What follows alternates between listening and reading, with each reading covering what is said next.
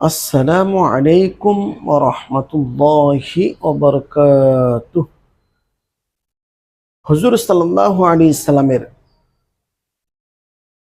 একটি সুন্নত হচ্ছে প্রত্যেক কাজকর্ম করা অথবা কাপড় পরিধান করা অথবা ডান হাত দিয়ে খাওয়া। বহু সুন্নত এমন আছে যে সুন্নতটিকে ডান দিকে থেকে শুরু করা হয়, কিন্তু একটি সুন্নত আছে যে সুন্নত নাকি কাবা শরীফ তাওয়াফ করা বাম দিকে থেকে শুরু করা হয়, ডান দিকে থেকে নয়। কেননা বাম দিকে দিল আসে, সেই জন্য বাম দিকে থেকে যখন কাবা শরীফকে তাওয়াফ করবে তো অন্তরটা কাবা শরীফের নিকট হবে।